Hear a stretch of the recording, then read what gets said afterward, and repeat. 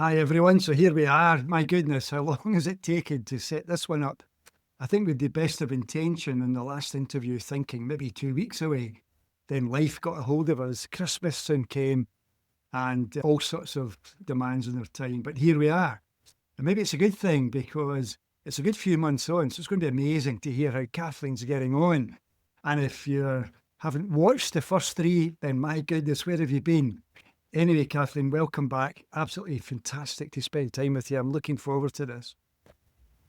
Yeah, me too, Jack. I'm really looking forward to catching up. Wonderful.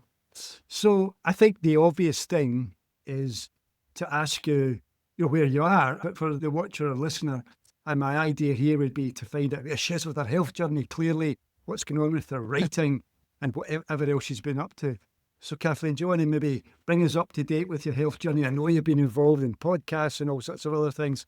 It'd just be great for everyone to see how you're getting on, where it's taking you, and so on. So maybe you could start with that.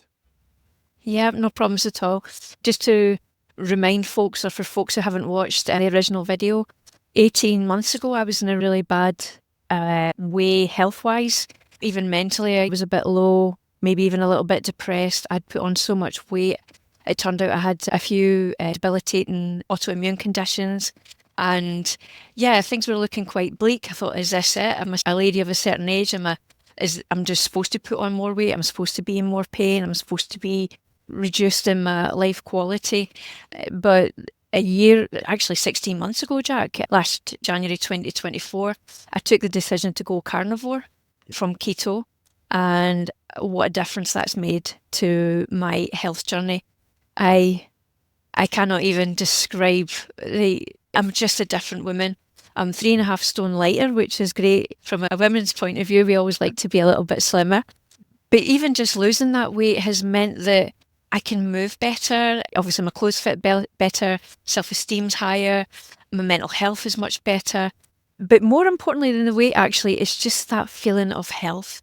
So, for example, the chronic exhaustion's gone, the headaches have gone, the migraines, the pain, the stiffness, the poor sleep. I sleep through the night now, which is fantastic. I used to be getting up 5 and 6 times a night. I sleep through the night. I wake up refreshed. I have constant energy through the day. And then I'm naturally tired at night time. My brain fog has disappeared. I've got my memory back. Yes. And I can think straight. So for ladies who are approaching perimenopause or menopause, you will, if you're lucky, hopefully you don't have this, but maybe you're unlucky like me, not being able to access your memory and your brain and your sort of thinking is really, really scary because you're so used to being able to think. And then if you can't think straight, it's really strange. Yeah, so I am now, I have absolutely, if you remember, Jack, I had an A5 sheet, single line listed of all the symptoms that I was experiencing last January. Every single one of them has gone. My God, what a liberation that has been. So while I've been exploring and continuing that journey with health and eating the way that I am, and obviously moving and taking care of other things like grounding and getting out in the daylight, the sunshine, and socialising and concentrating on stuff that matters, your family and your friendships. So while I've been doing all that, I've also just recently set up my own YouTube channel. Nice. We'll send everybody. To talk about the health and fitness and also to talk about the author journey as well. So I've done that. I have also, since we last recorded, attended the Keto Brain Health Conference, which was in October in Manchester. And at that one... Do you mind if I interrupt? Because not at all. You know the questions that I'm thinking, and you're rushing ahead of them. I want to capture some stuff, if you don't mind. Not at all. For the viewer. So, in my life, going about my day-to-day life, things I got up to, I can see people everywhere who could benefit from listening to what you're talking about. Especially women, if I can say this, who are maybe bigger than they want to be. Men too.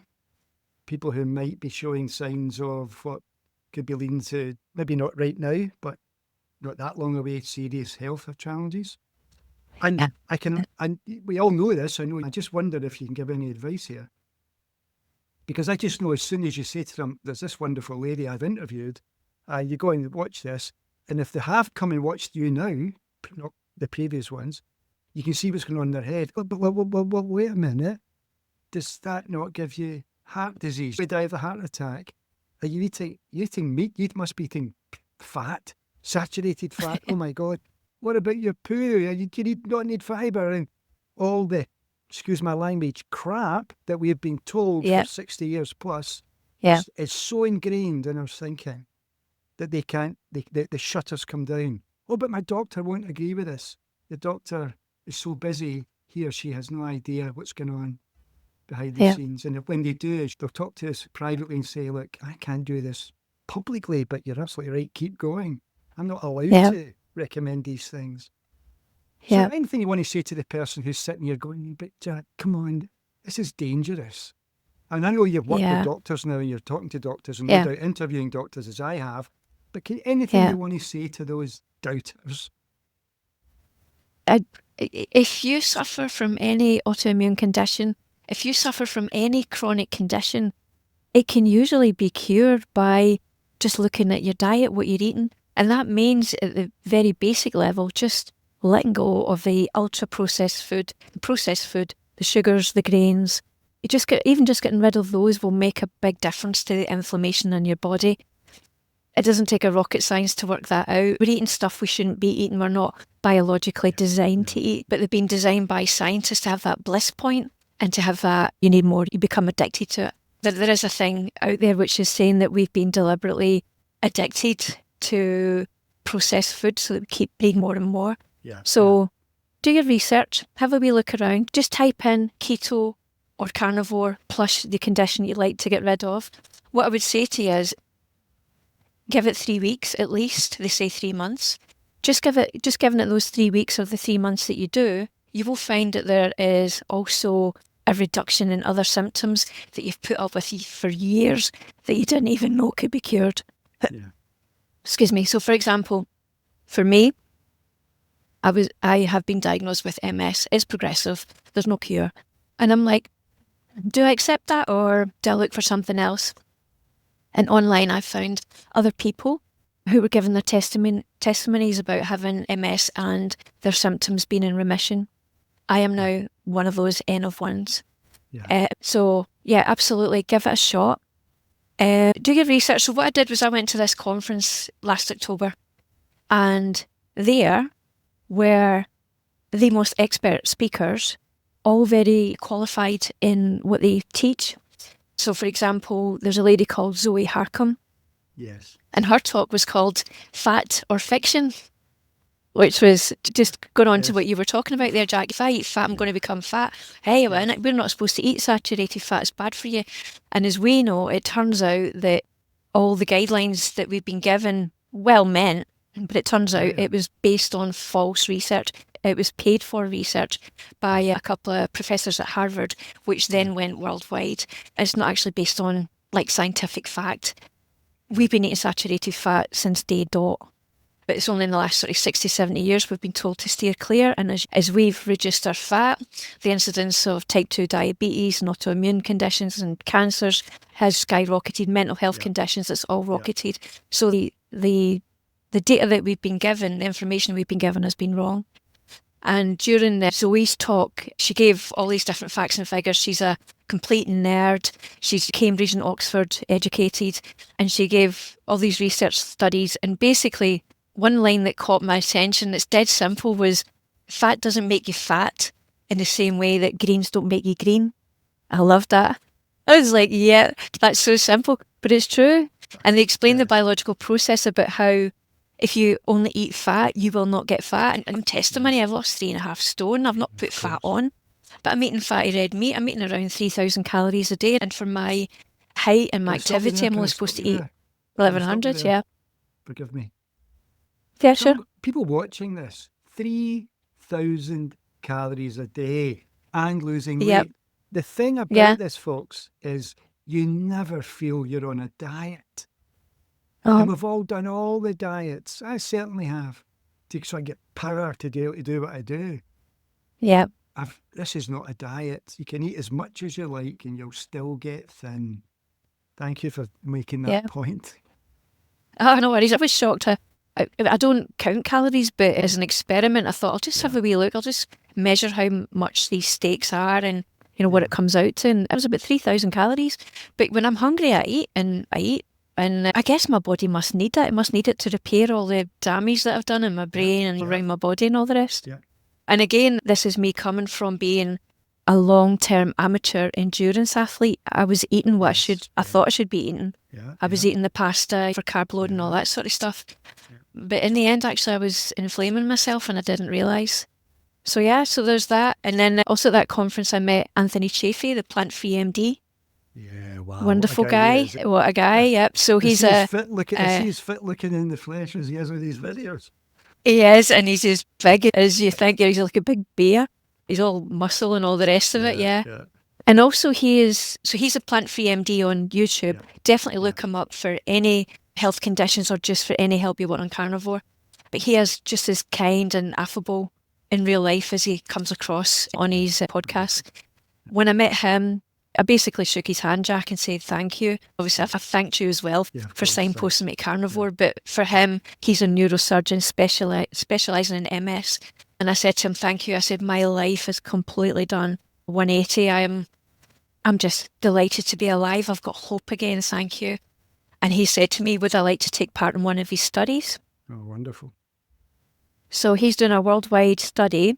I've mentioned that I'm an N of 1 and there are thousands and thousands of N of 1s for various health conditions, for example, on YouTube, giving their testimony when they've went keto or when they've gone full carnivore and the remission on their symptoms. So but this study is a peer-reviewed study of people with MS across the world, all giving their stories about how carnivores changed their symptoms and changed how their brain works and how we're presenting. And as part of that study, I am going to have a follow-up MRI to see if there's any more development on the existing lesions I have or any new lesions. I don't expect that will be the case. I don't expect that will be the case just based on the fact that my life has the quality of my life has just turned around. So I'm looking forward to that. So a chap in California is going to be looking at my MRI. Yes. And I've already gone through various questionnaires and interviews with them as part of that. So Brilliant. I'm proud. It's an anonymous survey, but it's nice to be doing my part to help other people discover what could possibly change their life, really change their life, or someone they know, the life of someone they know. Look, And actually, sorry, Jack. Sorry. No, I'm sure all the MindStore people who know you, and lots of them do, they're so proud of you for doing this and sharing Thank you. And look, and if I can remind people, you can do keto as a vegan, as a vegetarian, as a pescatarian. It's just like inevitably as people get into keto and they start getting results, it does lead you towards carnivore. Yeah. It kind of does. But you don't. But I think just to reinforce something else before you go on, if you don't mind. Sure. You had Not all all. these symptoms that you shared with me even before the interview that was published. Yeah. They were nothing to do with MS. That was all the other things. And they've all gone. Yep. The MS Stress. were covered before. Absolutely. Yeah. So, Yeah. sorry. Yep. But so you've met Dr. Chaffee, you're going to any other people that inspired you at the conference and or other doctors are now are involved with or other people in the sphere of. Yeah, sure. So also speaking at that conference, Jack, was your friend, Ivor Cummins. Good stuff. Yeah. And his talk was basically, again, he is a bioengineer, so he uses his engineering background to produce evidence-based sort of discussions on the health advice out there. And one of the things he was talking about during his talk was why we don't need statins. Which was like, whoa. And he went through all the scientific research and all the rest of it. And it was like, yeah. And I think a lot of people who were sitting in the room who were maybe on statins because the doctor put them on it were thinking, oh, do I need to be on statins? Because apparently it only increases your life by 4 days. Yes. They're putting children in America on statins at age 5. So it's a lifetime sentence of statins for an extra 4 days, apparently. Because statins do lower your LDL cholesterol, no doubt, but LDL cholesterol, if your health is good otherwise, does not increase heart disease. Yeah, so that was really good. There was loads of really interesting people. Another lady was Dr. Rachel Brown. She's a carnivore psychologist, and she's Scottish, Jack. She works in Edinburgh University, And she has her patients, she offers her patients medication or diet, and she lets them choose. And she said a lot of people are just like, no, I need to do medication for bipolar, schizophrenia, depression, all the other conditions that she treats. And she was like, you sure? I could give you, if you just follow this way of eating, you might find that you start to feel better and all that. And actually, she's got quite a few patients doing that now, and they've come off their drugs and they feel amazing because they're eating correctly. They're not eating processed food, which is just inflaming the circuits in their brain. And interestingly, she was asked the question, how do your other colleagues deal with this, that you're teaching against the norm? And she said, on the whole, they're quite supportive, but she finds the younger ones are more open. The younger psychiatrists are more open to trying the diet idea rather than giving people drugs which also have terrible side effects. So that was really interesting as well, listening to a cat. She's called the Carnivore Shrink on Instagram. She's really interesting as well. Online, I follow Ken Berry. I also follow Kelly Hogan. She's a good old Southern gal. And then from the hormones point of view, and this applies to the men for the testosterone, a lady called Dr. Elizabeth Bright, and she advocates for carnivore and how following the carnivore way of eating, because it's not a diet, it normalizes and stabilizes your hormones, which just helps your overall health. So that's who else I follow, and a multitude of other people that I just come across on YouTube. Can I come back on the statin thing just for a moment?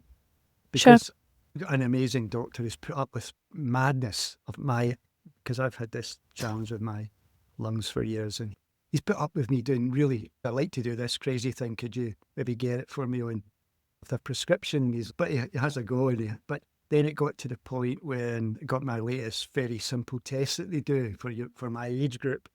And he wants to put me on statins. And I'm like, sorry, I'm not doing that. I'm just not going on statins. And he's like, why? And he get really upset. And I could tend to get upset. And then in a separate consultation my wife had with him, he was saying, I can't stand these people that come on and they're not going to do what I advise them. And it's just, I don't know who that is. But the statin thing, oh my God. Is it not the biggest selling drug on the planet? And you go, why? Why is it? Yeah. But if you just want to reinforce something in case people miss it, you've mentioned already amazing people on YouTube and elsewhere. Low Carb MD podcast I can highly recommend for people wanting to venture into keto and to understand the wider thing, because they interview doctors almost every week. Doctors in all sorts of fields reinforcing your message. So thanks for all of this. Anything else you want to say before we close this part of it down? Actually, just to go back to the statins and the cholesterol and the high cholesterol, people may not realise the high cholesterol level used to be set at 12. And only recently it was lowered to 8. And only recently it's been lowered to 5. And then meanwhile, no wonder statins are the most prescribed drug. So for example, for myself, I've been having regular blood tests. All my blood tests, all the different panels, liver, kidneys, blood, brain, heart, whatever, has come back normal or optimal. I was 0.4. I was 5.4 on overall cholesterol, but my HDL cholesterol and my triglycerides ratio is excellent. The doctor was trying to persuade me to go on statins for a 0.4 increase in cholesterol, which is not based on the proper science anyway, etc., etc., etc. I was just like, no. And then again, she said what you said, which is she's got a few friends doing carnivore, but she has to follow what it says on her screen. Exactly. And I said, well, you can write that you've tried to persuade me, and I've said no. Yeah, absolutely. So thanks for that. So the other big thing you've influenced a lot of us or inspired a lot of us with is your journey into writing. Your first book is just absolutely wonderful. I know you're working on the second one. Maybe as I joked the last time, there's a third one with this stuff about health. That's an amazing book for people. But can you tell us a wee bit? I'm interested in how the book's going, but I'm also fascinated by your process, how you actually do it. Because over the years, hundreds of authors have come out of MindShares courses and sent me their books, and have told me I've published their book and all that. And I know everybody's got a book in them. So could you tell us a wee bit more about where you are with your book and the process? It's fascinating.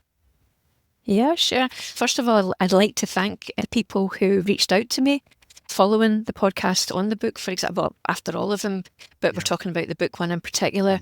A few have reached out to me. I'm in touch with them. I'm very happy to help anybody that I can. So book 2 is coming along really nicely. I'm so excited. I was so excited. I've been up to Glasgow quite a few times. I live near Liverpool, as Jack. I've been up to Glasgow quite a few times. I'm wandering around the dark alleys and all of that on my own because the book's set there, and I've been receiving lots of inspiration. In terms of my process, first and foremost, it's about setting aside the time. So in a busy diary, you work full time, you've got a family, you've got other commitments. Just actually making a date in your own diary. I'm going to sit down to write at this time. I used to get up at 4 o'clock in the morning, but I've knocked that on the head because I quite like to sleep. So I build it into my normal daytime. So where I would normally maybe be watching Netflix or something like that in the evening when I'm relaxing, I'm now working on the book. And I think, Jack, I also do writing retreats, which is a fancy name for me to go away on my own. It's usually to my sisters in Spain, and my only job there is just to think about the book. And I've just recently come back off a writing retreat there, which was stunning. So within that, I have already written 70,000 words of the book. It will be about 90 or 100,000. So I'm almost finished. Wow. My main sort of objective for the last writing retreat there was to sort out the last third of the story, because I had lots of ideas. I had too many ideas. I was getting excited by all sorts of things that I could put in the book. And I was like, no, I have to just sit down and just think what happens next. And I'm really pleased to report that just I work in a neutral space. It's a 5-star hotel. It's all white and glass and Lovely. Space. It's just beautiful to just work in. And I sorted out the last third of the story. I know exactly what I'm writing. I've written a lot of it. I got an extra 10,000 words. I'm now at 80,000 words, which is a phenomenal result for a week's retreat. How I do it is I use a technique called the Pomodoro technique. Jack, have you heard of that? No, I haven't, no. Okay, so what it is, I don't know if other people have this. I have what I call a monkey mind. I'm used to jumping about all over the place in my mind. I've got this to do, and I need to remember that. That's my brain all day long. But the Pomodoro method, you can look it up on Google it. It's basically productivity technique. 25 minutes, you set a timer. It used to be the kitchen tomato timer. That's why it's called the Pomodoro. You set that for 25 minutes or any timer. And you just sit there and you say, I'm going to just look at this and nothing else. And when your brain goes, but I wonder if I've got that email, you just, nope, back to this. And actually, the more you do it, the more you train your mind just to stay there for the 25 minutes. Then the alarm goes off and you take a 5-minute break. Then you do another 25 minutes. And you do that 3 or 4 times and then you take a longer break. It's amazing for my productivity. Wow. Top tip from me if MD's struggling with that in their work or anything else that they do.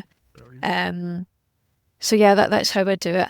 Is there anything else you want to know about that, Jack? Let me take you back a wee bit. Sure. There's interesting coincidences. I think people know I'm going to do a little retreat myself, a 3-day synchronicity retreat. And I've invited people who want to participate. They're more than welcome. I need to do it for myself, but they're more than welcome. And but one of the things I find with synchronicity is it reinforces very often your journey. So I'm intrigued that you've gone up to Glasgow to the dark alleys and you've gone up more than once. I can only imagine that synchronicity happens as you're walking around. The ideas come, you're reinforced. Would that be true, or am I jumping ahead there? Yeah, no, I'm really glad you raised that actually, because that's part of the reason why I'm so excited, Jack. Is I was up home and I was in Motherwell, and it was the Storm Dara had put all the trains up the Swanee. I couldn't get a train. I was like, excuse me, oh my goodness, I can't get home back to Liverpool. And then I thought, I managed to book myself on a train which was 5 hours later, and I could catch it in Motherwell, right? Or I could catch it in Glasgow. And I thought, I'm going to go into Glasgow because I've got time. And I felt drawn. I should go. I feel like I should go. So I travelled into Glasgow, came out, walked outside Glasgow Central. It was a blue sky day. And I was like, okay, so left luggage in the left luggage. I'm going to walk quite free through the streets. And I felt drawn to walk down to the Clyde from outside the Glasgow Central. Nice one. And as I was walking down there, I was taking note of the light and how it was blinding me at that time, because my story takes part at the same time. It's okay, so I was taking in all this stuff and how cold it was. And then I stopped off at a pub called McSorley's. Yes. I know don't it. know if you know, it's round the do. corner, yeah. So I stopped off in there. I love the layout of that. That's going to be in the book. And I was speaking to the owner, and she said to me, oh, I said, I'm just going to walk along the Clyde. I just feel like I'm going to go walk. And she said, oh yeah, make sure you drop into St Andrew's Church. Now, I don't know Glasgow that well. Yeah, the cathedral, yeah. I was like, okay, yeah, I'll do that. Started walking along the road, and as I'm walking along the road, I was receiving so much inspiration. I was seeing stuff, I was talking into my phone, I was videoing stuff. I was like, bing, bing, all these ideas, and they're going to be in the book. Just that one journey was absolutely priceless. And then, so then I walked into the cathedral. I walk in there, and as I do in every church and every cathedral, I light a candle, at least one. And as I was doing that, more ideas came to me. And there was people in the church, and they were going round and doing things, and I was like, whoa. And I had 2 absolute bangers of ideas to take place in that church. And I wouldn't have had them if that lady hadn't said to me going to St Andrews. And I was like, as I was there, I was like, oh, this could happen, that could happen. And then I walked down towards the Gorbals. I went into Glasgow Green, walking around there, and I was thinking of Kevin's seal by the weir. And then it waved it. That was wee flipper. Sorry. And then, again, as I was walking around there was just so much. There was the empty trees and the empty nests, and it was all kind of, I guess, imagery for the book. I was like, oh my goodness. And so I felt really good. The vibration was really high. I knew I was manifesting, and I was capturing it all in my phone and what have you. And then there was it was a big art and craft fair. I felt drawn to go in there. I was walking around. I bought a few things which spoke to me, little robins and stuff like that. And then somebody said to me, go across to Nemo Arts. It's a charity for people with mental health conditions. Wow. And they've got a little display on today as well. And I was like, yeah, okay, I'm just going where the source is sending me. So I went across the road. I went into this art gallery. Lovely people inside. And they've got all this art for sale. And what did I spot? But a robin. A lovely oil painting of a robin. I was like, I'd like to buy that. And then the other one was, again, another oil painting. It was a pile of books with a cup and saucer on top and a wee teaspoon. And being the writer, I thought, well, that's a sign. I need to buy that as well. Exactly. So I bought the 2 of them. The one with the books on, I didn't notice until I was on the train. But Jack, it had a white feather stuck to it. Oh, lovely. Yeah. And I was like, whoa, I'm just getting so many signs from the universe that this is the right path. And then on the train journey home, I was just writing up all my ideas, and it was just flowing. So yeah, there are some examples of synchronicities and feeling you're being given signs that you're on the right path. A couple of things I'd like to reflect back on. Sure. I think that this idea of the Pomodoro thing, the 25 minutes, gifting yourself 25 minutes of focus. Yes. You have to train yourself.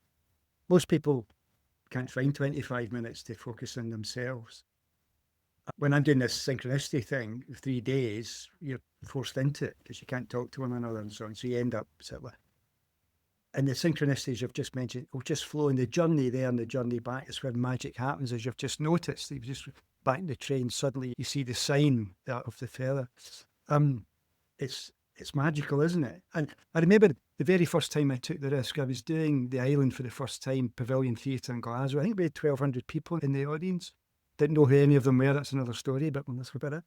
And I have this notion over 2 days. I got to send them out twice for synchronicity walks, 40-minute walks through the city of Glasgow. Who's ever done that in a course before? You need to go and leave. Hopefully you'll come back. And I sent them out, and I remember one guy came back, maybe 5 minutes ago, come right up to the stage and said to me, I'm struggling with my mind at the moment. I've been really depressed. I've been almost suicidal, blah, blah, blah. He said, when out there, he said, I thought it was just a lot of Jack. He used the Glasgow word, this is a lot of pish. He was walking through Glasgow, what a lot of nonsense. And he looks, and he stops and he looks up, and he wondered, where am I? And on the sign on the road was Hope Street. Wow. And he got it immediately. and he came back and the Yeah. joy in his face, it was fantastic. So Yeah. synchronicity is wonderful, and if you make space for it by walking through as you did, and if you hadn't got into the pub, you wouldn't have got the direction and all that. Yeah. It's wonderful. So your process allows you to have synchronicity, you capture the ideas, do you sleep on them and then you pull them together, or do you follow it immediately? What's that part of your process like? I think it's about realizing that I'm a vessel to receive. Nice. So making the space to receive. So for example, so that's actually around sort of basic principles, Jack, isn't it? It's around managing your stress and freeing up your mind and just kind of delete that program, not be thinking the negative thoughts, stand guard over your mind. So when you're only thinking of the stuff that you want and not the stuff you don't want, then more stuff appears. I think because I'm taking better care of myself, health-wise, mentally and physically, emotionally as well, it means I'm more open to receiving ideas. I'm constantly observing now, because I'm not like, no, 100 miles an hour. My brain sometimes is like that, but when I'm walking, especially when I'm in nature, I'm just like zen. And I'm passing people and I'm listening, and I'm in cafes and I'm listening and I'm watching, and that's where you get your ideas from as well, isn't it? Even stuff my son says, I'm like, oh, that's a really good idea. Or it just sets me off, and I wonder, just listening, watching, just being present. There you go, there's the word. Being present. Yeah. Being present a lot more, that's when you receive the ideas. The obvious thing is, I'm pretty certain there's more than a second book, isn't there? You could probably say it's book 5 at the moment. Honestly, keeps growing arms and legs, yeah, but this one in particular is just, wow. Wow. I really enjoyed writing book 1, but book 2 is just, I can't remember if I said it last time, Jack, but some of the things the main character's doing, I'm like, I don't believe she just did that. It's coming at my fingertips, but I don't believe she just said that, or whatever. It's quite comical. I'm like, wow.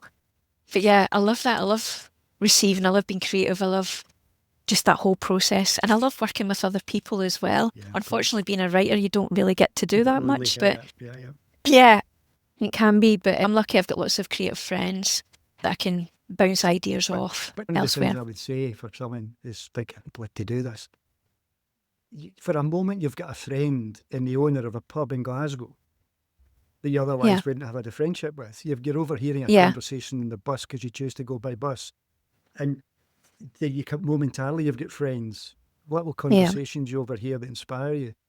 It is a lonely thing, writing, but it isn't really, is it? It's, if you're open, it's extraordinary. One of the joys I had on Saturday was I had breakfast with Jim Fairbairn. So we're eating Scottish black pudding, Scottish square slices. Yay! No, really good. And but we get back to the MindShares thing because he's going to do a new video for me for the next series of courses. Brilliant. And he reinforced the thing that for him, one of the biggest tools that's made him so successful has been the constant conversations with the inner coaches, going into the alpha state, letting the coaches.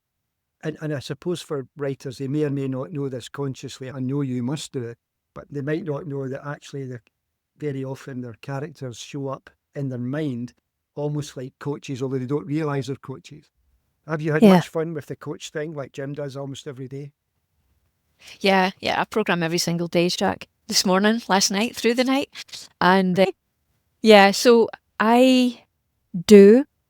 So for example, when I was in Spain, when I was going to bed at night, I was thinking, okay, so I was programming, I was imagining how I'd already fulfilled my word count, how I'd solved the problem of the story in the last third.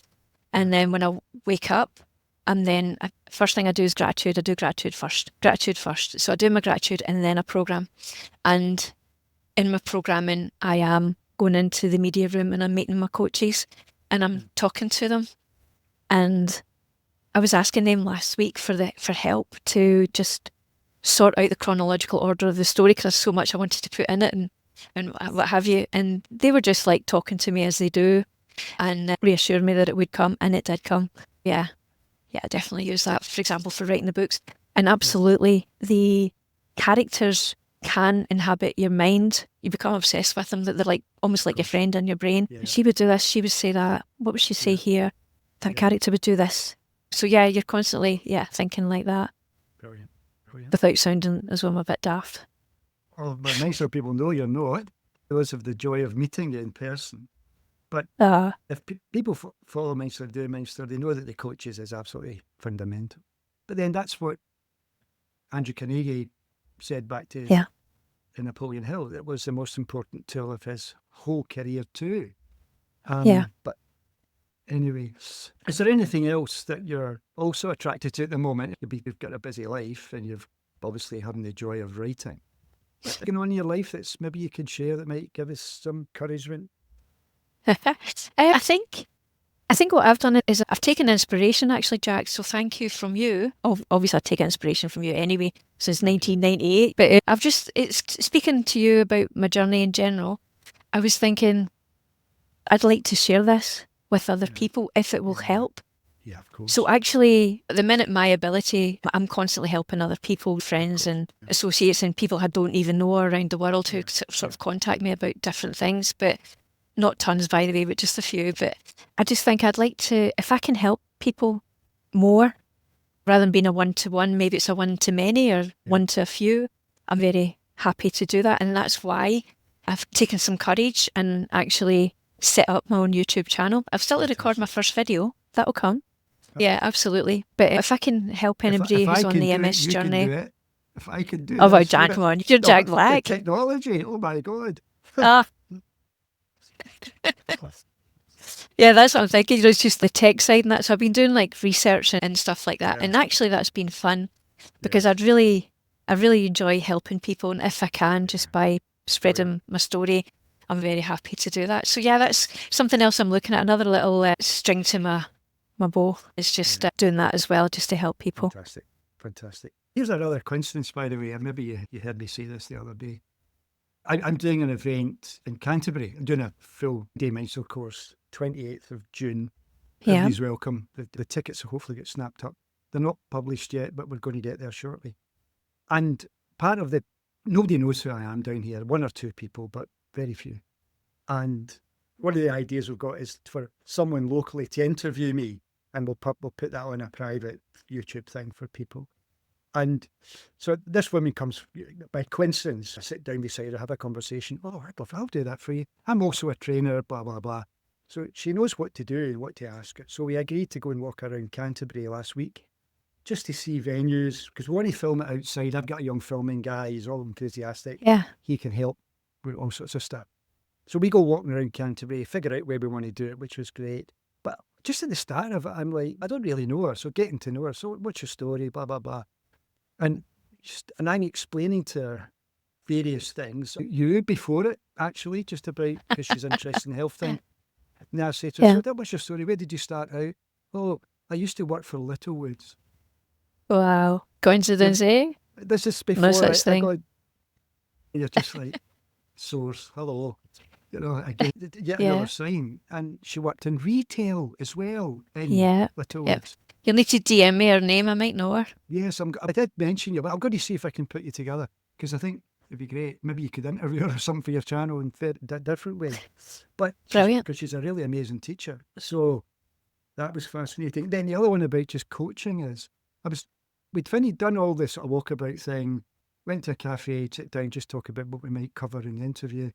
And I'm getting to the point when I'm beginning to explain the idea of the coaches. Because I know a coach is kind of further down the line than most people. And we go into this cafe, there's just white walls. I choose to go up to them. She said, go and you sit up and I'll get the coffee. So I went up and sit. I want decaf, of course. And I go up and sit down, and I started talking about this, and I look up and there's only one image on the wall. And it's Billy Conley, a drawing of Billy Conley. He was my first coach. You're like, what? It's true. I know. Talk about being on the right path. Oh, jinx. I mean, the sad thing is the vast majority of human beings haven't a clue, have they, that this is all going on in their lives if they would only open up. Yeah, just open up your eyes, look. I do hope there's some people here in Canterbury, I just know it would change their lives if they'll come along. Anyway. It'll go really well. Aye. Anything else? We're getting towards the end of it. Anything else, Kathleen, you think you'd like to share? What else are you up to that people, obviously, other people want to find your channel now, and so do I. We can start following you and stuff. Okay. Sure. Anything else going on? Hey, no, I'm just looking forward to finishing book 2. So hopefully in the next few months that'll be done. And then I've got big plans for the launch. So I'm really looking forward to that because I enjoy all that stuff, the promotion and the marketing and that. So that's coming. Yeah, so apart from that and general sort of work and family stuff, yeah, the future's looking bright, Jack. It's looking really bright. I can Netflix coming over the hill right now. Yeah, I am programming. That's coming. Danny Boyle's going to direct it. Oh, wonderful. Set in Glasgow too. That would be fantastic for Glasgow. I know. Those dark alleyways. I know. Brilliant. Okay, Kathleen, I can't thank you enough for giving us 4 amazing interviews. I suppose I'm thinking ahead now.